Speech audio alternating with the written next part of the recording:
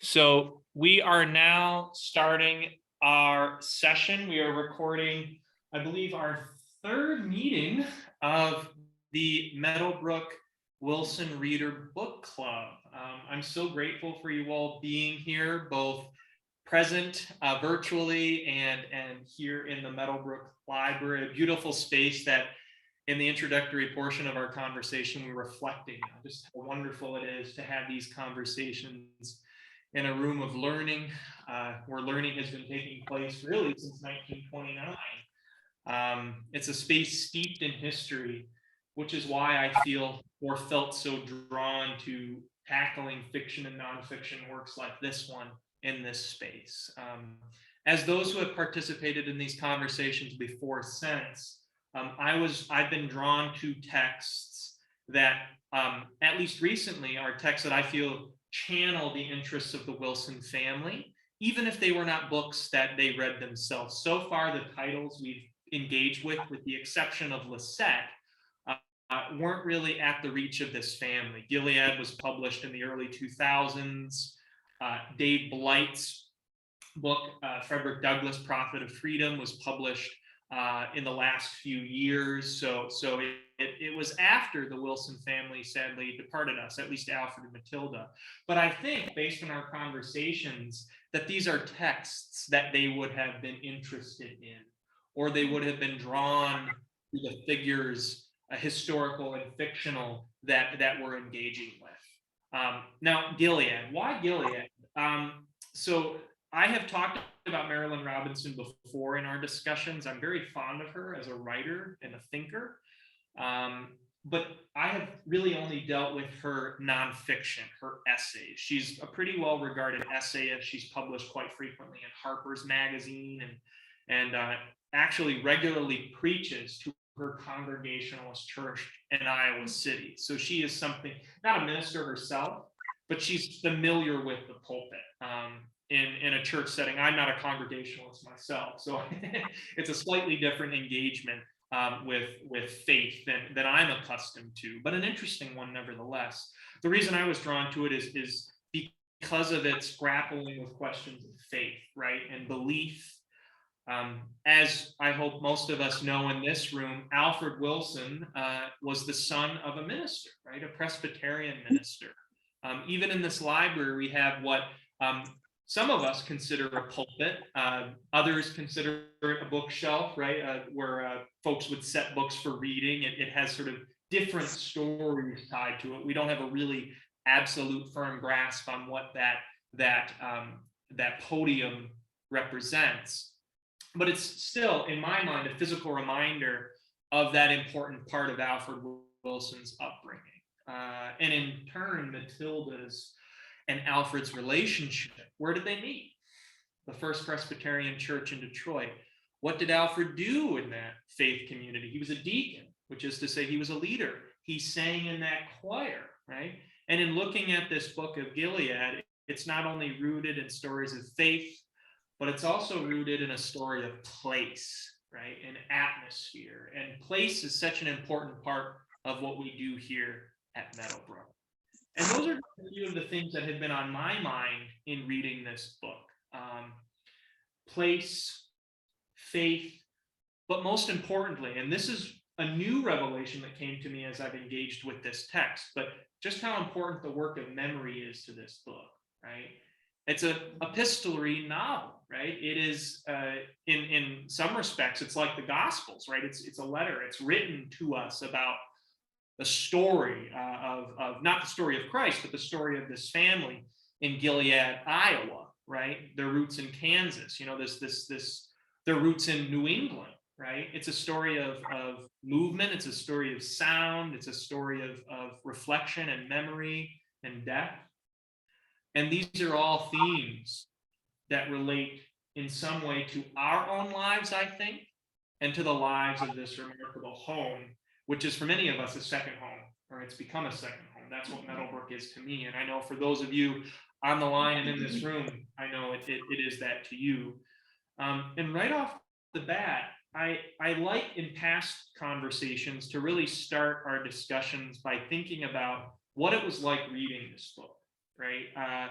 What we would call sort of an experiential reflection, or what a philosopher, I guess, and you can correct me if I'm wrong on this, Linda, a phenomenological analysis to channel sort of the really deep philosophical language that our narrator really grapples with all the time. He's always pulling in these philosophers, these German philosophers who inspired so much of American Protestant thinking in the early 20th century.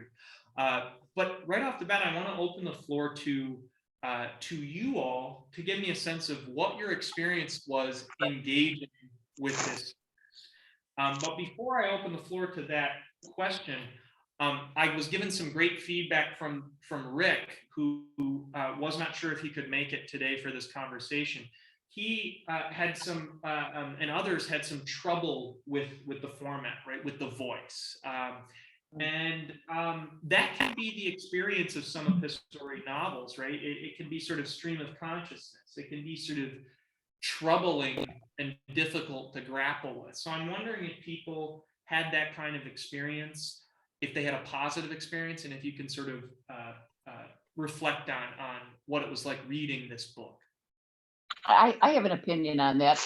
At first it bothered me that there were no chapters, because I kept waiting, okay, how many pages, sometimes when you're reading it, okay, how many pages till the next chapter, and then you could see where the divides were. And then I had this thought that this was like an open letter to his son. So in letters, we don't do chapters. So it was just like continuing a thought of like doing a journal where he left off from the day before. So finally, when I recognized that, it went a lot more smoothly. I think that's a great note, Joan, especially since, and I think we all, as we read, especially those of us who are frequent readers, we often look for the logic of a book, just like we look for the logic in a meandering email, like some of the ones I sent, or our docent packet. How is a text organized? How is it framed by an index? How is it framed by what we call the paratext, the title and the title page and the cover and the back. The book as a whole, right? Every part of the book is related to our reading experience of it. Linda, I'm sure, can speak to that with great authority as a librarian who deals with these questions all the time. Did all of you have trouble with that epistolary form? Did you have trouble, or were you interested in that formal choice that Robinson makes? Well, I did, because it was disjointed and I was disjointed, so it was disjointed. Yes. What do we think about that disjointedness? Well, I felt it got better as we went along. That you, like you said, I wondered, well, what is the point? But then I knew it was a letter to his son, his young son. And as the book went on, I think the stories got a little longer, and they seemed to connect a little more. So I guess the first part, we had to learn a lot of background quickly about the family and the relationship with his best friend, and then the son, and you had to pick up on his wife and the wife. And so you were just kind of building. But it was a little bit disjointed. But I kept wondering what, but then I was hooked. So then it kind of hooks you by the middle, and you want to know the end. His religion that he brought into it was so interesting. Absolutely. And the way he thought and put his world together. Yeah, it's for me, and I'm somebody who, in a way, through Marilyn Robinson, but also through my own family. My family is rooted in a tradition of religious practice that goes back primarily to a later revival in the Protestant movement here in the United States in the 1920s. So the Bible I grew up with is the Schofield Reference Bible of the King James. So it's probably the most important book in my father's life. It is in turn one of the most important books in my life. And it's rooted in a very particular Protestant imagination that is rooted in deep scriptural reading and deep research, right? These aren't people, not to disparage the very popular large Bible churches and the online and television ministries. That's not my interest here, but it's rooted in a kind of reading that in many respects is somewhat absent from today's Christian practice, right? A lot of people I know, and I'm sure as being involved with Bible study, you're rooted in a lot of scriptural engagement, but some of your friends may not be. They might be very devout, but they aren't rooted in scripture as much as they were as this family was. And that's not just because they're, oh, go ahead, Joan. I was going to say, when we were talking about disjointed, when he started out this letter, it was something he wanted to leave to his son. But I'm thinking that he learned a lot about himself along the way. And so perhaps he started including more things, like when you're talking about the sermons, they were up in the attic, the previous ones he had. Yes. And so his wife went up and got some. Right. Right. And then in How one many books? 250? Right. Worth of, But in one chapter, he was talking about, I've forgotten what I always thought that ministers did it by, the Christian, I call them holidays, Easter, whatever. But he got into some deeper ones at different times of the year. I've forgotten what his exact quotes were, but he started out with preaching about something in the Gospels. And then he would go on by his method of teaching. He would pick up something else later on in the Bible that he could bring those ideas together. yes. From one No, part of the Bible to the other. I love that point. Linda, did you have any reflection on what we're calling disjointed formatting of the book itself? This is a reread. I read it when it came out. It was a gift from my son, who was the English major. So I read Homecoming first, which was her first book that she then, there was, I think, 20 years between her first novel and this one. Something like that. How many? I said at least. I know. Yeah, I think it's 20 or 21 years or something like that. And then huge break, and then 2003, or I believe this was 2003. But anyway, I'm sorry. So I had read it, and I think a book like this, or a lot of different books, I read it at a time that, I read it and I lived in this book when I read it. Okay. So this time I confess I didn't, because I was, I had read it before. I knew it. It didn't react with my life as much right now as it did when I read it originally. So I still read it, and you talk about, so I read about it a little bit, and she's trying to, it said sometimes that she was trying to say that, that Calvin wasn't all just that bad. The Calvin and the Puritan, they were supposed to be really mean and sexist, and that they really weren't. She was trying to justify their thought processes. And I was raised Catholic, right? And when you're raised Catholic, you're raised not to, you're raised to just sit there and let they make the decisions, which is probably the biggest reason why I, decided I didn't like being Catholic, because I wanted to be able to read and think about it myself. Words are huge, obviously, with an English, English minor. Words are just huge, and the way you hear words, when you hear things that are different, depending on where you are in your life, you hear them differently. And so I really enjoyed the opportunity to read this again. And I remembered, I couldn't find my original copy, but that's a function of my house and the chaos, and not you. So anyway, but I did not, I never, I guess when because I knew what to expect, and even the first time I read it, I just fell right into it. So I wasn't off put by it. I love that note about how the weight of words, Linda, and how words can change over time, because even to Joan's point, the creation of this text by our narrator for his son, he's doing this. He's writing this story of his life, knowing what he did with his own father's letter to him, right? He burned the letter his father wrote for him, this own reflection, right? He has that in the back of his mind, and yet he takes the chance and puts his words on paper, right? And in this disjointed, like the shape of memory itself, right? Memory is jagged, really puts down on paper his story, right? In a way that I think is very interesting, because in my mind, it takes the shape of memory. But no, I think that's a really interesting point about how words change, and even how religious practice changes through time, right? A congregationalist ministry in the 1880s and 90s, and then later on in Ames' life, is different from a congregationalist ministry today. And the Catholic ministry that you experienced as a girl, especially since in some cases your memories is pre-Vatican II, Linda, is different than the kind of Catholic ministry that's experienced by many in my family today, right? I mean, I think of my aunt, for example, who's a very devout Catholic.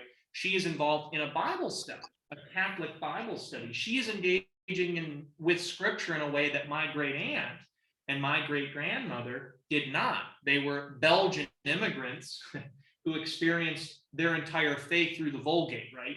With a priest who was turned away from them giving a Latin mass. So it just goes to show that our experience of time and place is sort of transformative. And that leads me to one of my questions, although I certainly want to return to this question of disjointedness, is how we experience time in this book, right? It's related to that theme. I mean, we go in some cases from, his birth, right, to suddenly the death of his first wife, which is a later point in time, to, midway, we're dealing with the Civil War and waving the bloody shirt and voting for Eisenhower, like in a matter of pages, right? What was your experience of time in this book? And are there moments of significance that stand out to you as it relates to American history or the personal lives and development of this family? I thought there would be more from reading, the inside cover of what the book was about. I thought there would be more about abolition, since the other two had to do with abolition. I thought it mentioned it, but I didn't think it was as big a part of the book as the rest of it was. And I was kind of disappointed in that, because I wanted to see that was considered the West, or like Michigan was even considered the West at the beginning of the Civil War. So I wanted more about, and we talked about that they had Black people live there in their town, but they were long gone. And I kind of felt like some of those things he just brushed over, and I would have liked to have heard more about it. Did other people feel that as well, especially based on what we've read so far? My response to that, Joan, and I think that's a really important note about your experience of reading this is a story written by people who don't have a lot of exposure to different identities, and it's not because we're excluding them, it's just because it's the nature of the story, right? I mean, if I'm reading about Shakespearean England, although there are certainly folks of color and folks from different places in that story, just by way of context, we don't have the kind of exposure we have to difference like we do now in a place like Royal Oak, Michigan, or Berkeley, or Troy, for that matter. Troy is an increasingly very, very diverse place, right? Even Rochester, right? But we do kind of get there, don't we, Joe? Or in a way, like not that really substantial, like dwelling on the topic, but by the end, we see what's under the surface, right? And I think of my favorite writer is Herman Melville, and he talks. When I read Herman Melville, when we talk about Herman Melville, one of the common metaphors is subtlety, right? What's under the surface, and I feel like this book, in a lot of ways, deals with that kind of subtlety. Did you sense that as well? Things that lie underneath. Well, I agree with that. And the other thing I wanted to say too is that these three books have been, I feel like, and this is a compliment. I feel like I'm in grad school, and I'm absolutely loving it. So my phone has been near me to look up different, the meanings of different words or the pronunciations, and then to look up those people that he mentioned from Europe and other places that had philosophical thoughts about religion or whatever. And I came to the conclusion in my own life that God and religion is a personal thing to each individual, and I don't choose to make it complicated. So when they had all the different philosophers, or the people from Europe, Bard or some of the others that I think they mentioned, I thought, why is this so complicated?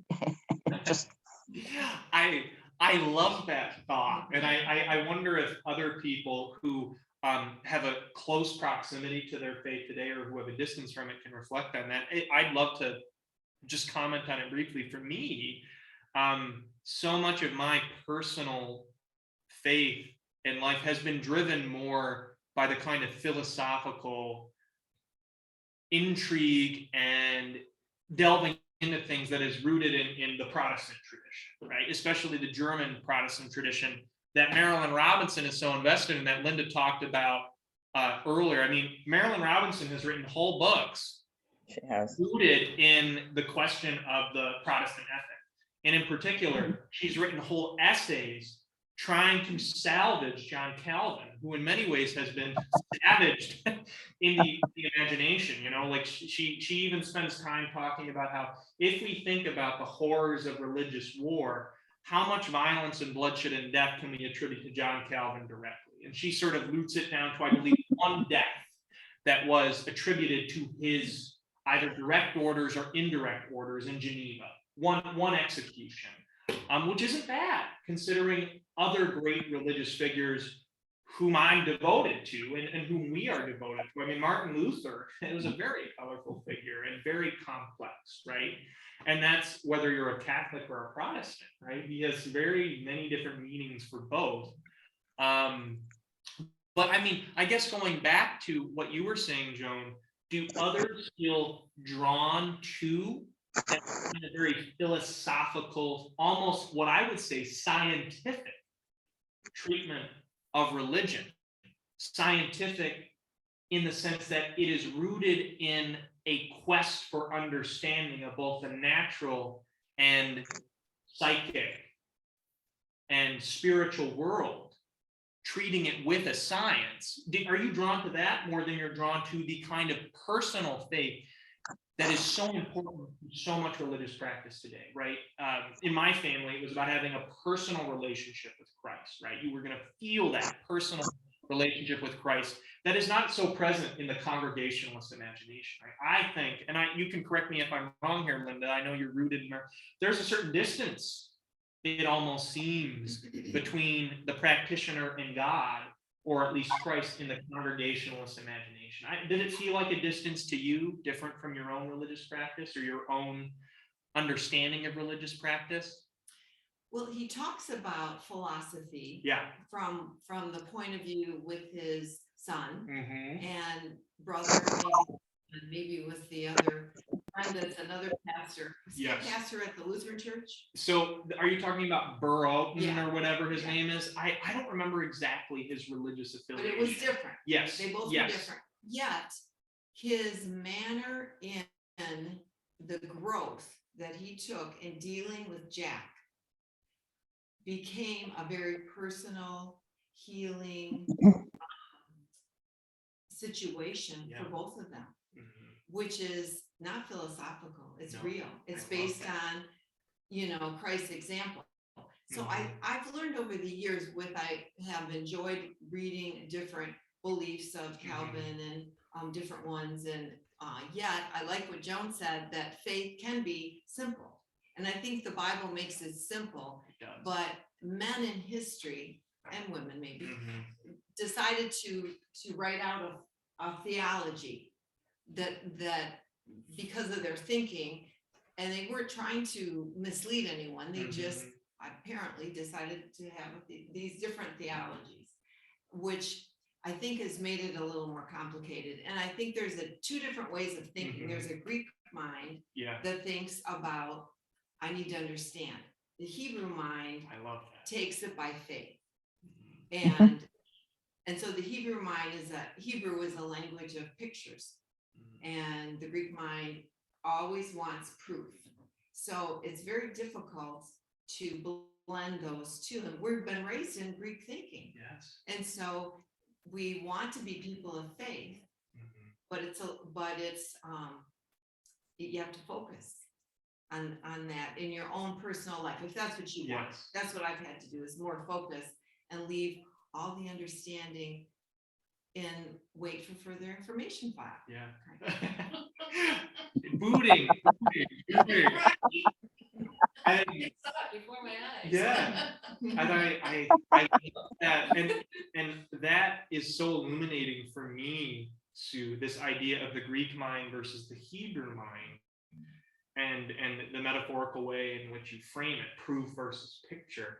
Because in a way, even in this book, we see what you might call a dialectic, a tension between the two, right? Because in not the same page necessarily, but in talking about his scriptural engagement, he is at once referencing Hebrew translation, right? And also, and the importance of Hebrew, and thinking about Hebrew, while also thinking about proof and questions of proof. And I love his playful reference to, I keep wanting to say Feuerbach, or I can't remember the exact, Feuerbach, he quotes him right away. And then on the next page talks about how he's an atheist, right? He has that wrong, but he has a great way of thinking about water in particular. That's one that really sticks in my mind, that image of how the water is sort of a representation in its most pure form of spirit, right? And that's sort of my rough memory of that passage. Linda, did you, and you are not as spiritual a person as you've been drawn or pushed away in a way through your own transformation and your own reflection from the church. What was your experience of faith in this book? Both, maybe not necessarily the first time around, but both times around. Yeah, I know that's a personal question, but that's fine. Because I say, I rebel against the Catholic faith. I tend to call myself a Christian and not a Catholic. It's all the and the rituals I like. I can't say I don't dislike the rituals, but the regulations. I'm not a fan of patriarchies, and most religions are patriarchies. And I'm sorry, but I think it becomes a means. The religion becomes a means of controlling people, controlling their thoughts, controlling how they act. Make more babies for us so we have more soldiers for Christ. That I saw that when I was in college. It was like, give me a break. But anyway, so a faith, I'm with Joan that my faith is personal, and I do, but I think a lot of what he's doing here is like he's reaching the end of his life. This is when everybody like, okay, put the brakes on. Not everybody has this much time to think about it. But then you think about it, and then you just have to say, did God create man, or did man create God? Is there a life after death?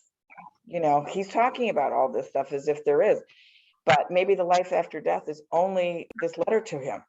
He's not going to be here.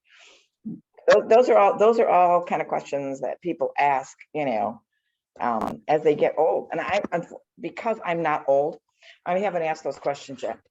Yeah, we'll get there. I think, and I really appreciate the fact that we're leaning into these difficult questions, because I think, as we all know, questions of religion and public life are very fraught, right? They're very fraught, and they have changed through time. And allegiances have changed, and visions of what truth is. And truth is very important in this book, right? They're thinking about what truth is all the time, have changed in this country. I always think about, what did it mean to be a Democrat in the 1830s in Waterford, Michigan, right? Waterford, Michigan today is based on voting patterns. It's a conservative place, right? But if you go back in time to the 1830s, if you look at the family histories of those spaces, almost every farmer who's reflecting, and most of these farmers are express their religious affiliation, right?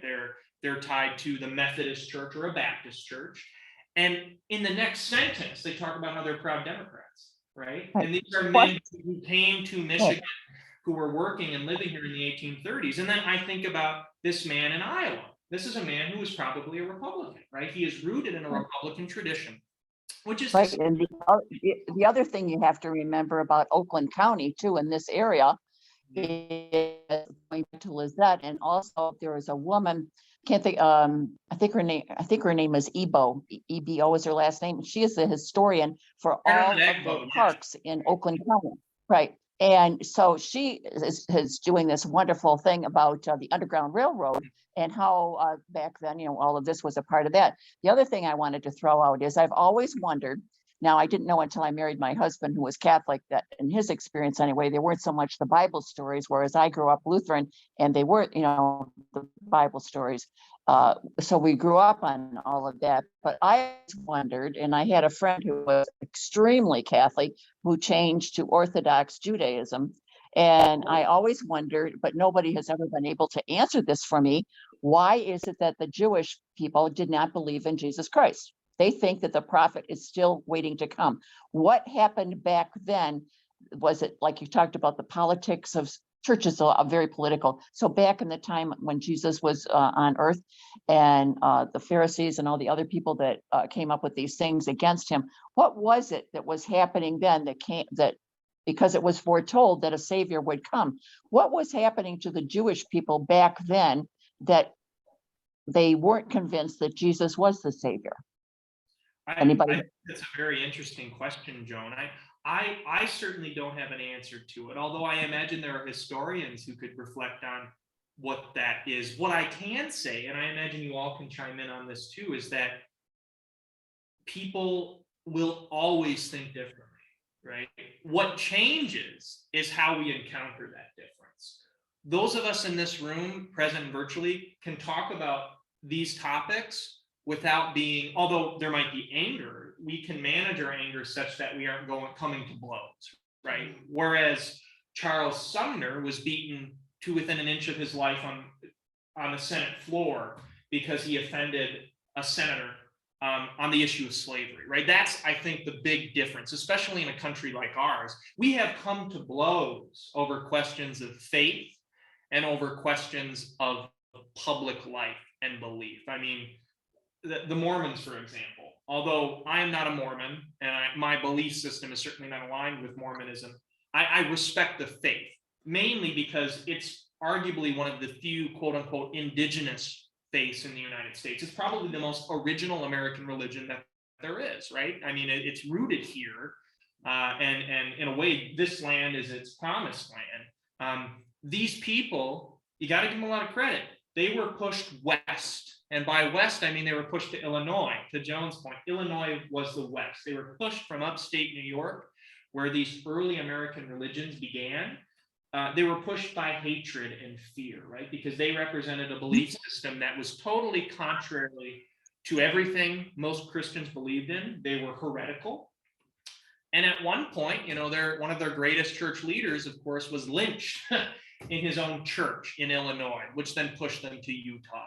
This isn't necessarily a defense of the faith itself, but for me, it just raises the question, or the curious question, of what religion means to people. And I keep going back to what Sue was saying about the Greek and Hebrew mind, and what you were saying, Joan, as well, about the question of simplicity, right? So much of this book, when he gets into the theological, is very deep and heavy and inaccessible, right? But then we return to those intimate moments that you were talking about, Sue, those moments of gesture, those moments of joy that for me, they felt so real. And he talks about intimacy. And it reminds me of Christ's parables, right? You know, and what scripture is. I mean, so much of it is very, very simple. Right, my favorite parable, or not my favorite parable, but my favorite symbol in the Bible is the mustard seed, right? Mm-hmm. And there's a moment that I was thinking about, and I'm wondering if there are different moments that come to you, where on the grave of his father, he sprinkles the seeds from their garden on the grave. Right? That just the quietude of that gesture. The beauty of that gesture. He's not talking about Feuerbach. He's not talking about Calvin. He's sprinkling some seeds on a grave. Yeah, those those are a lot of what his stories are very personal, and it's very personal to him and his, and to his family and his fathers and how he ever did. For your Mormons, look at how they got the land. They took all the land of Utah. They took them all from the Native Americans. Yeah. Okay, Mhm. please do not talk to me about the Mormons, even though I have a nephew who is high in the Mormon church. Do not. Any rate, And and also wage war against the again, federal government. I'm coming back to. I'm coming back to the idea of patriarchy and the idea that religion is used for power, to get power, to retain power. We'll get rid of Roe versus Wade if you vote for us. We had a January 6th insurrection. Do not tell me that this is done. This is never done. This is never, never, never done. What's Please don't get me in the political you mean aspect. the tension in public life, Linda, between different views? Is that what you're saying? I think the way that religion is used, because people, it works on fear and guilt. Okay, good Catholic girl, fear and guilt. You're afraid that, and that's part of the reason that there's so many people that don't go to church, and they're really upset because they can't get these people. You can't get these people to do what you want to do if you can't play into, but they're playing into their other fears. It's all about playing into fear and guilt. They play into their fears. You're afraid that the blacks are going to take over your world if you let them go, if you let them vote. You're afraid they're going to do this. It's all fear. And that's, which upsets me, because I think that, religion and, the premise of love one another and care for one another. And that's one of the reasons that the Catholic religion, the Christian's religion did. I had a lecture from Rochester College, and basically they had a real strong sense of community, and they helped each other. And so everybody thought it was okay to be part of this group because they were helping you. Okay. And that's what they did. And that's one of the reasons why it took, because it's no different than, we talk about Leda and the Swan, God came down, Zeus came down, and all of a sudden we had Helen of Troy. Yeah, God came down, all of a sudden we got Jesus. Come on, guys.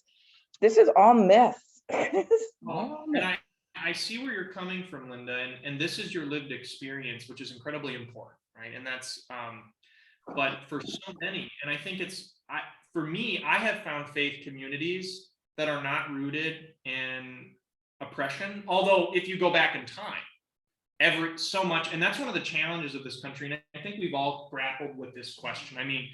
If you look deep down in this book, they don't talk about it, right?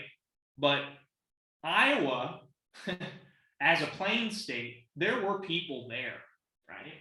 And it was settled, right? Michigan was settled, and in every conversation about settlement, what made this great country, and when I say great, I mean great in many respects, great in good senses and great in bad senses, right? We have to hold both in our hands.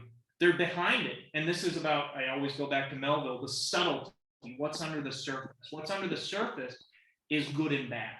All the time. And that's one of the great things about this country, is the complexity of its story, and how in the face of horror, there has been beautiful creation, right? From those who are oppressed, and in some cases from the oppressor. And it's a complex, fraught question, Linda. And I think it's really important that as we talk about this, and as we talk about these very nuanced elements of this story, at no point do I mean to deny the nature of that complexity, or deny the experience of those who have not found community in places of worship. I think of some churches in Pontiac, for example, which is a very diverse faith community, right? And it's relatively more diverse than I think a lot of people in Oakland County realize. There are a lot of Hispanic folks who are rooted in a deep devotion to traditional Catholic worship. Then there are those folks in the Hispanic community who are drawn to Pentecostal practices, right? There are white folks who are drawn to different churches in the area. There's a Jehovah's Witness community not too far from there, right? There's Episcopal churches and Presbyterian churches all within walking distance of the house that I'm working on. And to your point, Linda, there are different people who may not feel welcomed in those spaces, right? But I think there is a space, if not for everyone, for most people. Although they may not find it in their religious practice, they might find it with the people around. And I think that's such an interesting point about what religion means, because to your point, Linda, there are many churches today, including churches adjacent to those I've grown up in, who now distance themselves from the term religion. I occasionally go to services at a non-denominational Bible church that on Saturdays worships in the oldest church in Waterford Township in our historic district. Beautiful example of historic preservation, right? Where they took what turned into an administrative office of the Waterford Parks and Recreation and turned it into a church, what it had been since 1869, right? And it felt like a beautiful, welcoming space, right? And it was, based on what I heard in these sermons, it was a Baptist church. And they did a rebranding, right? Because they wanted to distance themselves from the parameters of religion. Or denomination. Or denomination, exactly. Or denomination, because to your point, denominations, and Sue, you touched on this, are constructed Right. by people. And in turn, through that act of construction, are confining in a way that if you look at Christ, it's not there. Although my Baptist family would say that the primitive church, which Christ represents and Paul represents, is the church that they represent today, right? Again, there's that reminder of the different views on what the true church is, right? But I'm wondering, Linda, in your reading of this, do you find that sense of oppression that you experience in Ames' voice? Do you find that there? No, I find him a very open, I find him very open to, to trying to be helping the people that he, people come to him with these questions, and so he tries to answer them. One of the things I was in one of the pages on page 162, when he talks about, I'm sorry, 162 in the middle paragraph. I do enjoy remembering that morning. I wish I could give you the memory I have of your mother that day. I wish I could leave you certain of the images in my mind, because they are so beautiful that I hate to think they will be extinguished when I am. He's writing this, he's writing this to create a picture. That's what, great literature does. It, gives you a picture. It allows you to, to get into that, into that era, into that time. And like I said, words are really so powerful, and they can just be misinterpreted, or they can just be misleading, and they can be used that way. And I think, that's one of the biggest takeaways I have from this book, is how important words is, and how important it is to try to communicate, and how, and even he realizes even his memories might be not right, when he said, memory is not strictly mortal in its nature. It's a strange thing. It is able to return to a moment when it can hardly be said to have any reality at all, even its passing. A moment is such a slight thing. I mean, that it's abiding in its most gracious reprieve. You can just put me almost any, this is like opening up the Bible, which they do sometimes. I'm just reading anything and it means something. That's what I think this book, I should open it up anywhere and you can. Linda, I love that. Oh, I'm sorry. Go ahead. I was going to say something too about it, that when I got finished with the book, I thought to myself, what message was Marilyn trying to give us by writing this book? That's an interesting question. Because most authors have a reason.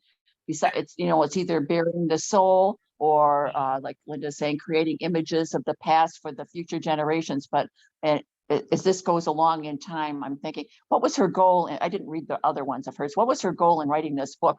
What was the most important thing for her when she finished this book? What might have been her aha moment? Before we dig into that question, this is just something I can't resist, Joan, and this may be a later change in literary study that Linda is not as familiar with from her time as a minor. But today we call that the authorial fallacy. So a lot of literary critics are like, we don't want to think about the author's intention.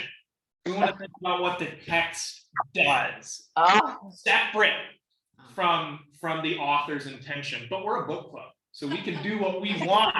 We can do what we want.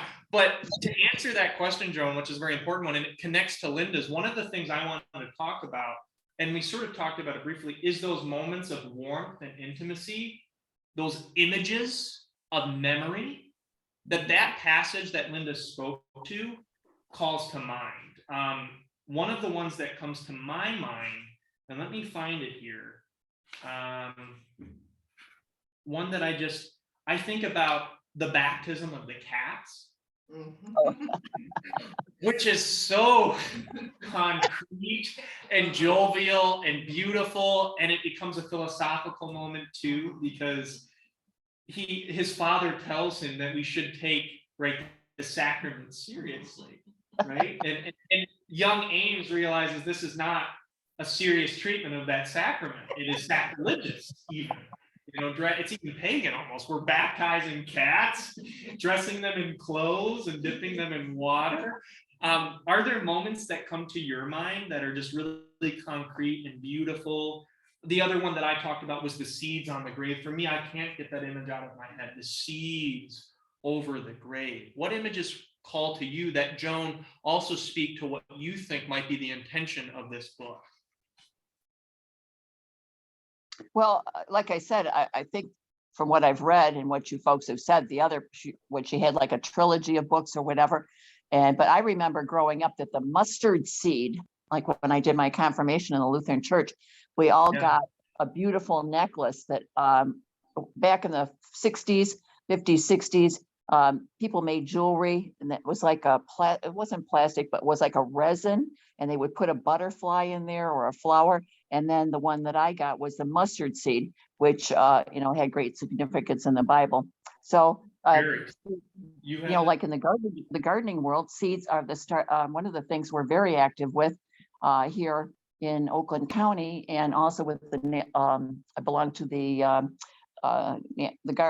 National Association for Rock Gardens, and we've started all of these things. And at the Highland Library out here, seed saving, and we're doing this all over the world, because once the gardens are gone that we have today, we will never see a lot of these plants. So in a way, the planting of the seeds on the grave, I think, was a memory for whoever came along in that desolate world to realize that there was someone who cared about this individual in this desolate place. I mean, just the walk to get out there to that grave I thought, is this ever going to end? And because I hate the heat. And I'm thinking, you went out there and you finally were able to a month of that heat, because that's what the journey took, about a month, Joan. But I think it was to remind people that, yes, we've been here and we've seen you and we recognize your life for what you meant to our life, even though I don't think they were particularly close, he and his father. That was going to be the thing that put them together in his mind anyway. Yeah. So this book is almost, and I suppose this is my reading, and I'd love to hear everyone else's, but I mean, these memories are seeds, of course, right? Because this is honestly, because I'm already preoccupied with seed metaphors, it's just something I'm interested in, especially whether it be Melville or radio. At radio, we all know the story. We all know broadcasting. We know that term, right? But where does broadcasting come from? Right? It's a metaphor. To broadcast in radio is to send broadcast signals, right? But broadcasting comes from farming. It's the broadcasting of seeds across a field, right? That's right. So, the spreading of the mustard seed, the spreading of the word is something that this book, I think, is fundamentally about. I mean, he is putting into words memories that he hopes to plant in his son's mind. That was my impression anyway. Do you have a sense of that too? Is this, I guess the question is this book primarily about memory rather than being a theological treatise defending John Calvin, or being a theological treatise talking about what truth is. Well, the title of the book Thank you, Sue, for bringing us to that. leads me to believe, as I looked at the title, and I know that Gilead is referred to in the Bible, but I didn't know too much about it, so I Googled it. And you see the different mentions of it. Yeah. And there is a actual place. There's no Gilead, Iowa. That's fictional, but there's a Gilead that was east of the Jordan. Now it's present day Jordan. Yes. And it was a city, and there was a quote in Genesis that merchants came with the balm of Gilead to sell, coming down to Egypt. So that's a literal medical use for healing. Yeah. That they might use, a natural thing that God had made from different trees, the balsam trees and different things. But then in the prophets, that's again quoted about how God's people turned away from him and went to other means, the pagan gods, to find comfort. And it only destroyed them. Yeah. So when he says, is there no balm in Gilead? Meaning, can't you go back to what I have given you people? I've shown my strength, my power in so many ways through the journey. And this is what he wants. So then in this book, I'm thinking, well, where's the healing? Where's the way? Well, Jack is our character that's looking for the healing. And I'm thinking of what you said, Linda, about religion, and Jack is really bucking against that. He is testing, but who does he test the most? John. Not his dad, but John. And I think he finds John a safe place to test out his rebellion and his questions all through those years. I mean, he was obviously very foolish as a young guy. But he came back with a heaviness that we don't know that secret till towards the end. And but John is grappling with that secret. So but I agree also with you, Linda, that over time the church has become very patriarchal, and that wasn't Jesus's point. You know, you see so many stories in the New Testament of interactions with women that are not that Jesus valued them as much as men. So unfortunately, that has changed into a way of control, which isn't faith. And I love that reading, Sue, and just the thought about what Gilead means and what these faces. I mean, one of the most striking things that I learned in my study of the Bible was that in Protestant translations of Scripture, including in the King James Bible, the books that feature the most prominent women are erased. The book of Judith, for example. Judith, the story of Judith is not in the King James Bible. Why? Why? These questions, these interesting stories are not there. And it makes you wonder why, because it in some ways is deliberately removed, sometimes for political reasons. When I think about Gilead, I love the theme of balm, right? But it reminds me of one of my favorite novels, The Handmaid's Tale. It is called Gilead.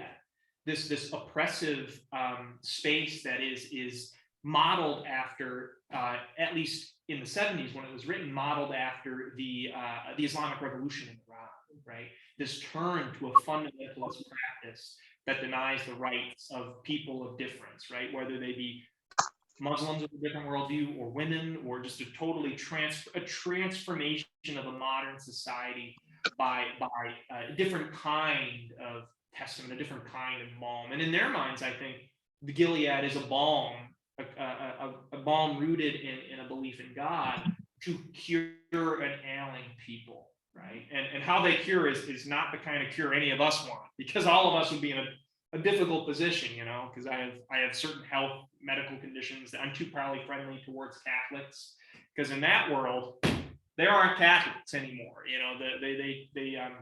They do away quite violently with other religious points of view. But in this book and in Scripture, Gilead is anything but that. It's a healing. It's a healing, and I love how you drew that theme of healing in your connection to John and and Jack. healing isn't a place. No, but it's a person. or a practice maybe. or a person in a relationship with Mhm. Jesus. Yeah. That's the main Mhm. difference. Same thing, you can Yeah. go to a church building, which is Mhm. great, Yeah. but But is that's that where not the healing your, is? that might not be your faith. Do we feel like an extension of this healing is prayer itself? Prayer is very important in this book. I mean, it echoes over and over again, the echo of prayer, the echo of memory. At one point, and I was actually irritated by this movement because it's something I've written about before, how writing is a form of prayer, right? And he talks, that Ames talks about that quite literally. He writes it on the page, and what did I put? And I was like, how did I put it? I was like, this isn't my idea after all, or something like that. Did we feel like prayer is related to that theme of healing, or is that not as important in this book? I think being raised as a Lutheran, from the time I was 13, I always had, when going to the 2 years, I think it was called instruction, I always asked, how do you pray? And I think this is the most important thing in my life that has been missed. And it took me until I was 25 or 30 years old to learn how to pray. And because I remember in 1953, my grandfather had a stroke. And my mother said, well, if you'll just pray for him, he'll be okay. Well, I learned later on there are ways to pray, and it becomes a very personal thing. And one of the things I listen to Joel Osteen a lot. He says a lot to me. So I think we go to different places, whether it's books or speakers or whatever. And one of the interesting things he said recently was that made me think about prayer again in a different way was, if you are a believer, you only have to pray once because God heard you. You don't have to get up every day and say, please heal. But you've got to be specific too. You can't just say, heal me. You have to say what you want. But then instead of saying that every day, the same prayer, you get up and thank God for all the wonderful things in your life. Like Steve Harvey is a big believer. He has 65 things that he's thankful for that he goes through in the morning as a peace kind of thing so he can get on with his day. And I think what we're missing is teaching people how to become prayerful and peaceful within themselves. And until you, like my mother-in-law said, you can only make yourself happy. Yeah. So you have to find where that place is. And like you're saying, go to the group that supports you and we'll listen to, what your thoughts are. Well, Joan, I so appreciate that thought. And the reason I'm lingering on prayer is my sister and I were talking the other day, and I am officiating their wedding. It's a secular wedding, and I'm trying to balance, and when I was reading this book, I was thinking about it.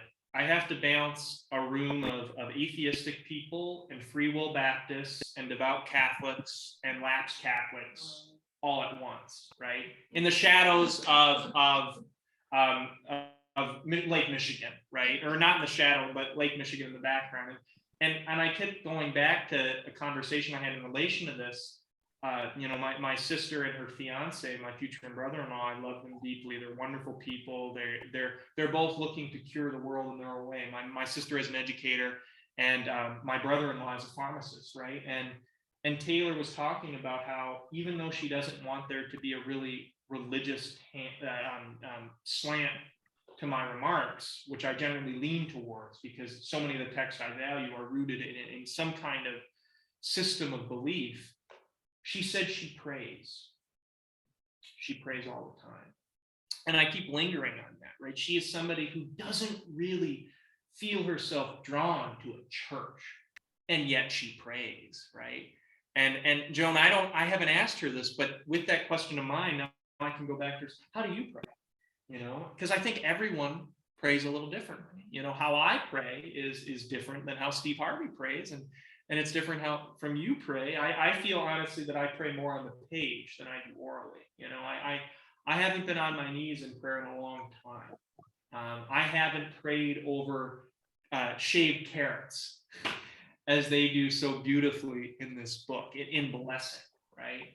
I don't bless food as often as I did as a child. Every meal was blessed when it was with my Baptist family. Every single meal was blessed, right? Everything is stopped. We stand in the kitchen and we pray over that meal. Either my uncle or my cousin, who are both ministers, you know.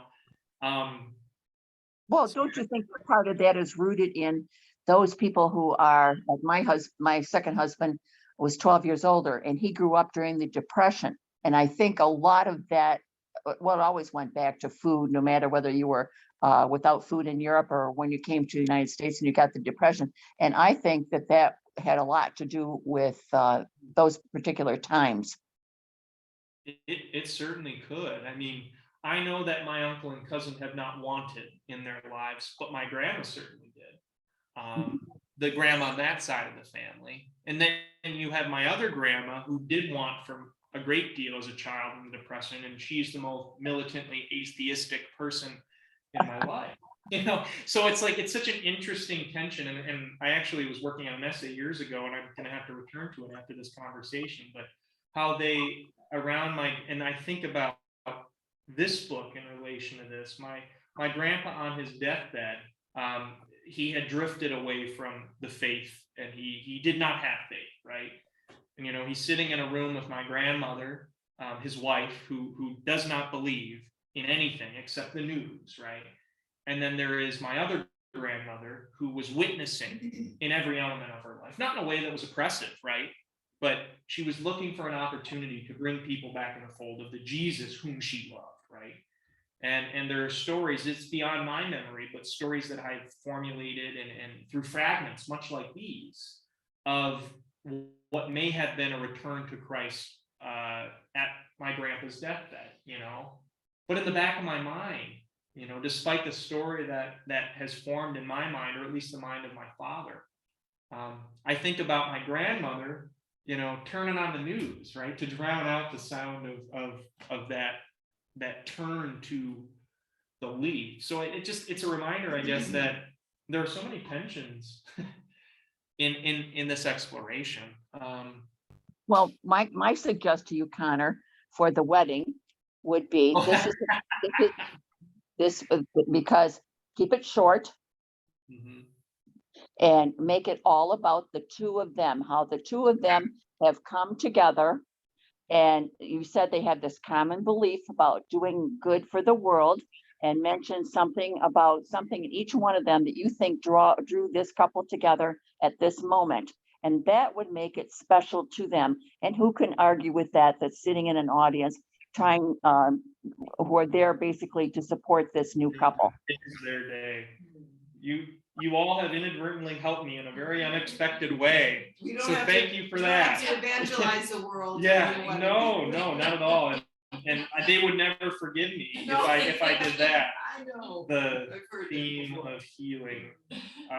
But no, and I guess, and that's one of the interesting things I find about this book is, like, there's not that much evangelizing, right? It's I mean, there are the evangelicals in this book, right? Every one of them is a theologian, every one of them is a minister. But Well, didn't he mention in the book that after the Civil War, when so many people were dying in that, and all that was left in the congregation were the children and the widows, and some Sundays he didn't know what to say to them to heal their hearts. I thought that. I'm so glad you brought that up, Joan, because we've been talking so much about, like, big ideas, big picture, but that's a really concrete moment. Just like the senior, you know, the I guess the great grandfather of the son, or the grandfather of for the son for whom this letter is written. I mean, he was a free soiler, right? A militant free soiler.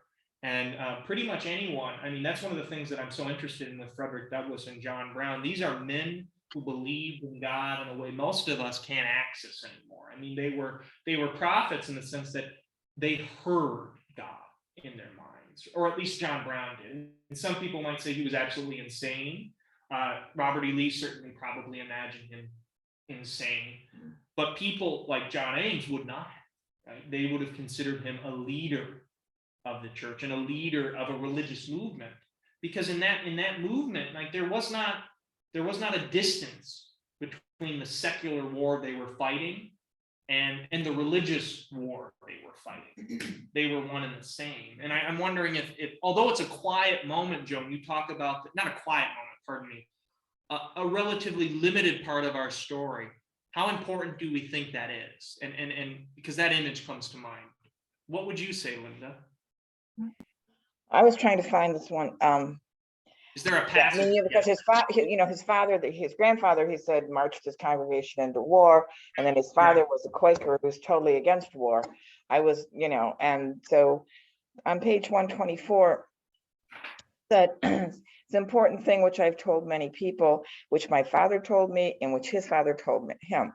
So this is kind of passed on down. When you encounter another person, when you have dealings with another at all, it is as if a question is being put to you.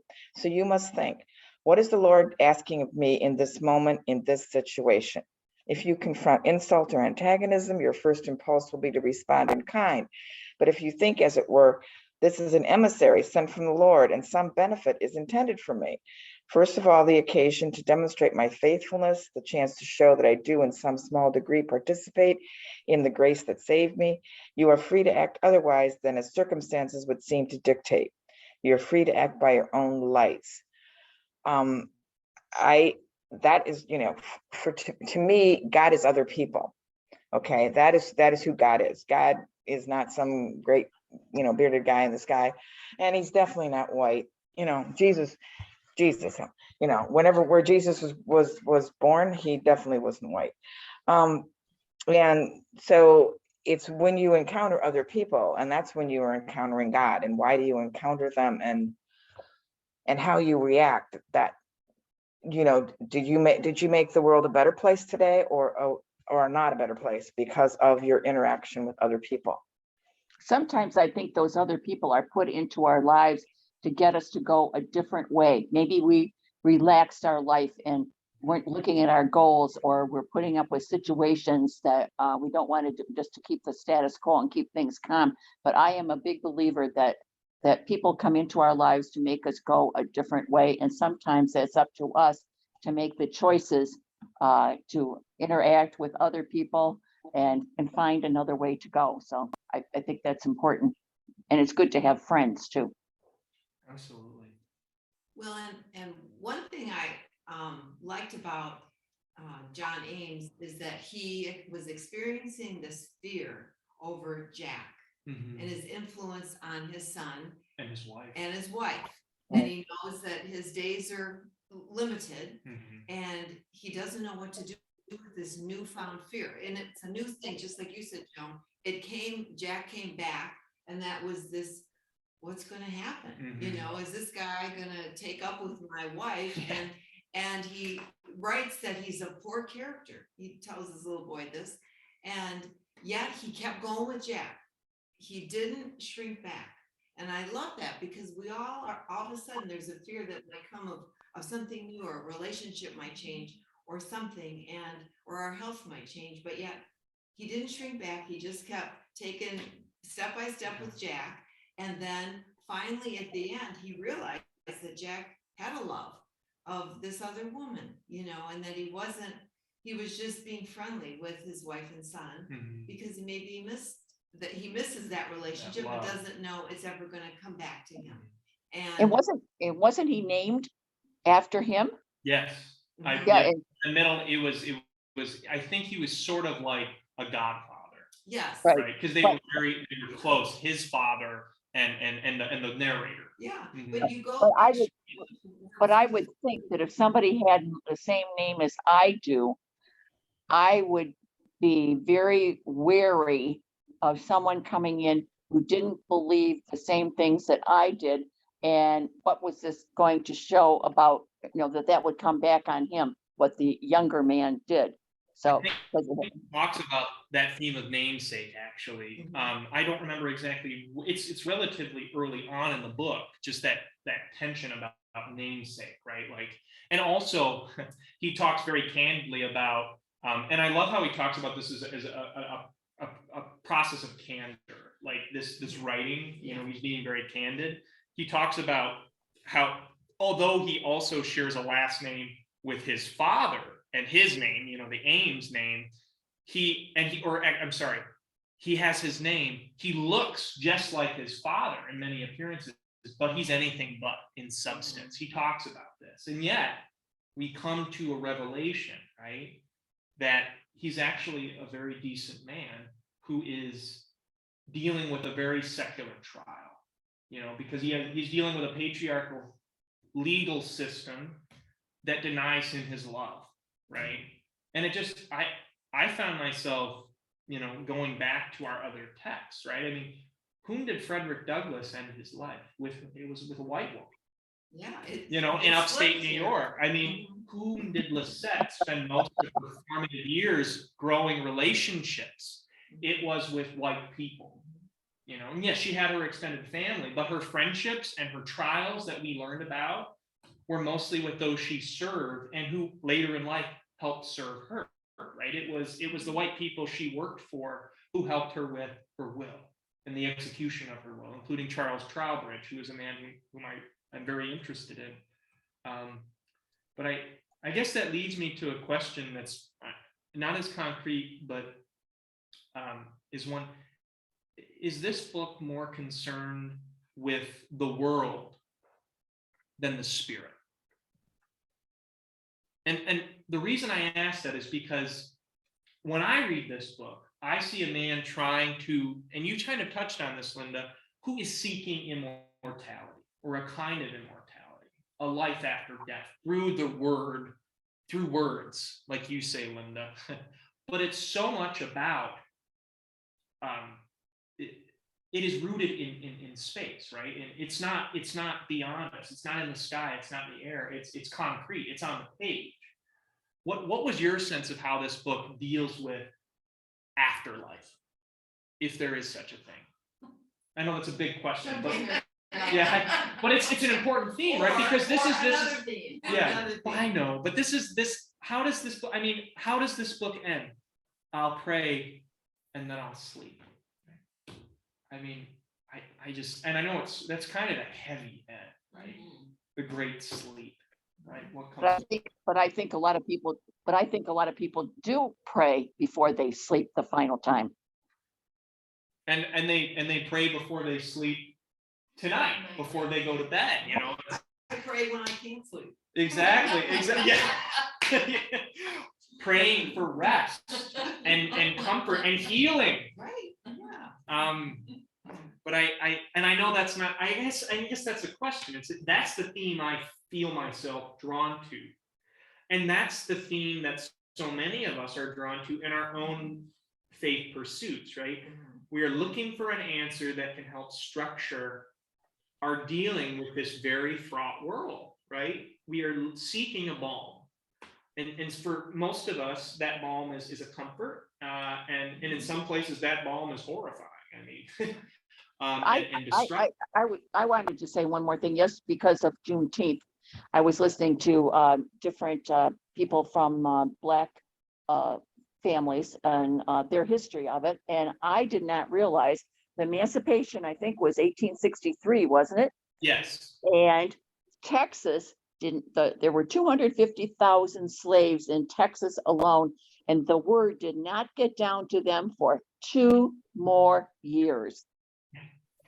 The Emancipation Proclamation was 1863, but it didn't mean dipshit unless the North won. So the North had to win.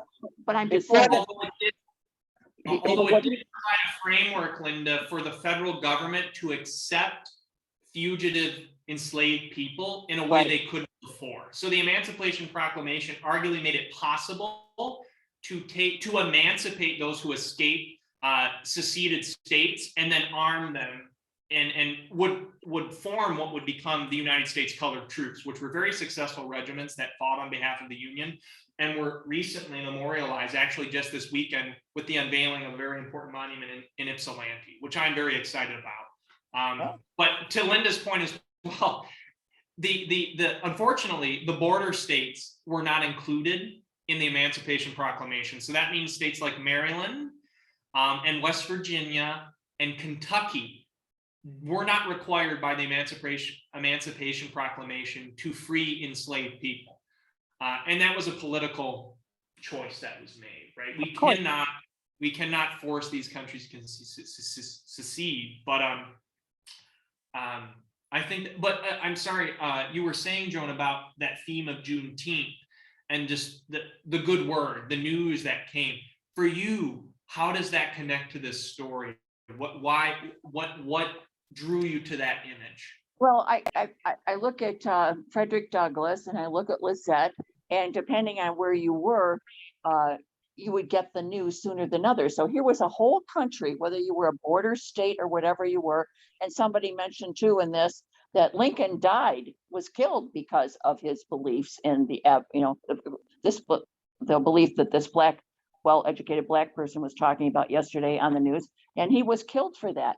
And so here you've got all these border states with all this politics and all this going on, whether it's helped by religion or religious, like Frederick Douglass spoke from the pulpit, many, many times to get his word out about what life should be. And here, the rest of this country, and there was so little effort made because obviously in the South, as you've talked about how horrible the situation was in Mississippi, if you got sold down the river or sold south, that the fringes of this were just left to kind of rot out in the fields and continue on with the way life had always been, where no effort was made to save these people, which then comes down to, okay, so why are you sitting in a church on Sunday? And that's what I got out of it, that people had all these thoughts, but they weren't especially free, no matter who they were, to express these concerns, like you said, in different communities for fear of death or retribution. And I come back to the theme of truth related to that, Joan. That's what this makes me think of. There are all these people in this book and outside this book who are so committed to a certain kind of truth, right? And I find myself sometimes, I hear these truths, and like we talked about with Mormonism and other belief systems, you can respect that person's right to hold on to a certain truth, provided, of course, that it does not deny the humanity of others, right? That's an important qualification. But like I think about, the grandfather wielding the bloody shirt, right, and fighting as a free soiler in Kansas, which was, that if we talk about terrorism in the United States, that is an example of terrorism that happened in this country, right? Between two warring sides who believed fundamentally in a truth that was rooted in scripture, right? Both sides believed God was with them. Of course, we found out, depending on your point of view, whose side God was with, right? Based on who won the Civil War. And then somebody will come back and say, well, who won Reconstruction? The long arc of history, right, is very long. I like to think that based on the monuments that are being erected now in places like Ypsilanti, maybe we have a sense of whose truth has won. But that's the thing, the truth is always in flux, right? And I know that sounds like a wishy-washy thing to say, but unfortunately, I don't think it is. Truth is unfortunately somewhat flexible because it is in large part defined by human institutions, which I wonder in a way if Reconstruction was a test to see if people really did believe in freedom for all. Mm-hmm. Well, I feel like we're still testing that, Joan, and I'm sure I know Linda sort of touched on that, and I think we're all. It's not over. These questions of what freedom is and what truth is. And I know Marilyn Robinson, and I know we've sort of drifted away from the text here, but in thinking about, I know we've invited questions about author. Marilyn Robinson is very actively grappling, and Linda, I'm sure you can speak to this as well with some authority, grappling with these questions of freedom and unfreedom in the United States and what that means. I know, she thinks a lot about elections. She thinks a lot about belief. I know in reading Marilyn Robinson's, and we're not on first name basis yet, in reading her most recent collection, one of the last essays is about, and it feels like a prayer when I read it, it's about the relationship with her mother, who has a fundamentally different worldview than her, and grappling with that, right? Grappling with her mother, who sees the world totally differently than she does, and grappling with the horror of that difference, right? The horror of meeting her mother, who watches different news than her and who sees the world differently than she does, a mother whom she loves, right? And it makes me think about this letter, and how It seems, and Linda, do you feel like every book Marilyn writes is something close to Gilead? It's a letter to someone. Well, that's what you do as a librarian. Your goal is to put the right book in the right hands at the right time. That's the goal. And it doesn't, and when you read about a lot of people, that's what made their differences is, they is they ended up they found something. That's what turned them around. They were able to go someplace else. I read about, I guess, when Obama was first, out in Iowa, somebody said, "How about you read this book?" And it became one of his favorites. So that makes Was that Gilead or housekeeping? Yes, Gilead. It was Gilead. Gilead, yeah. So, and I just read an article about some girl, who wanted to be, she had great plans, okay, and it never happened for her as her life. And I don't remember what happened, but she had a list of, like 400, 500 books that she should read that her teacher gave her, and she read them. This was in Reader's Digest article. I love Reader's Digest. Anyway, so she read all these books and over, through that, she read them in order in her life. And I'm looking at them going, whoa, that's impressive. But anyway, so yeah, I went totally off track because I do that anyway. And then I have a COVID brain right now. Well, I'm sorry to hear about the COVID brain, Linda, but that actually leads, I realize the time, and that leads to a wonderful closing question. Although there's so much still to think about in this book, so many scenes and images that we didn't get a chance to, so many page numbers that I had, tagged that I'd like to return to.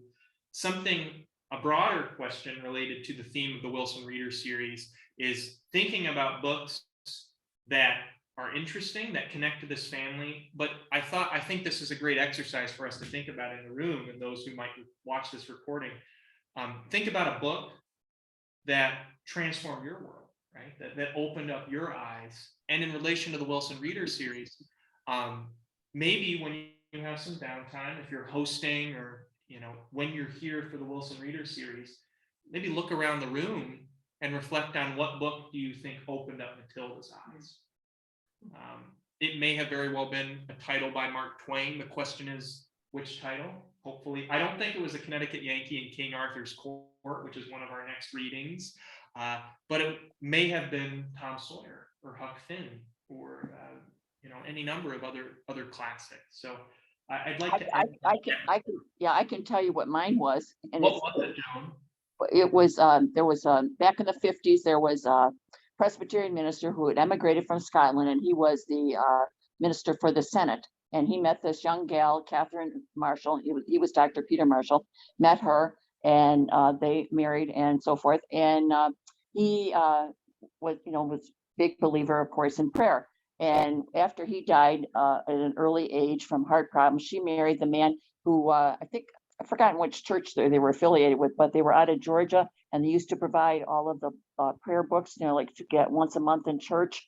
And it was a Christian printing company. Anyway, she wrote this paperback book that changed my life. That's about 40 pages, and it's how to pray. And there's, I think, 12 different chapters in there, and each prayer is a different time in your life and what you might be praying for. And that was when I learned, when I was 49 years old, that to change my life, I had to give it up to God. And it worked. And so that was from when I was 25 years old. I have that booklet, and it's still in my side drawer next to my bed. So it's amazing sometimes. So here I am back to prayer. And Joan, I finally see the answer to the question you had as a little girl. How do you pray? You found it in that book. Yes. But, well, everyone, thank you so much for participating in this conversation that I know could probably go on for another few hours. Unfortunately, we'll have to close for today. I will be sending out updates about the upcoming readings, including in the Gazette, which I'll be sharing in the coming days with the June Gazette. Very excited to launch it, our second issue. And I'll include a little reflection about what this process and what this Wilson Reader series has meant to me so far. And I hope you all stay safe. Linda, get rest and get well. And I know you'll be coming back to us soon. And thank you all again for your generous participation. I have one more quick question. I have one more quick question. Can you Yes, still hear me? go ahead. Oh, How yeah. How many, this isn't a philosophy thing, just a number thing. Do you have any way of knowing how many people have gone to the recordings of these two book groups? Unfortunately not. Oh, okay. But I will look in the analytics of the Google Forms to see if I can see how many people have opened them. But that's a very good question. I'll have to explore that, or if not, find a way to share it in such a way as to track that. Because I just wanted to say, a clear sense of how many other people are entering this conversation. But I appreciate you all spreading the word, and I certainly appreciate what Claire told me, that when I was out not feeling well at all yesterday, working remotely, that two people were talking excitedly about the next book club meeting. So that's I wonder who that was. Well, thank you, Joan. Thank you, Linda. Thank you, Colleen. Thank you, Sue. And we will talk soon. Okay, thank you. bye. Bye there.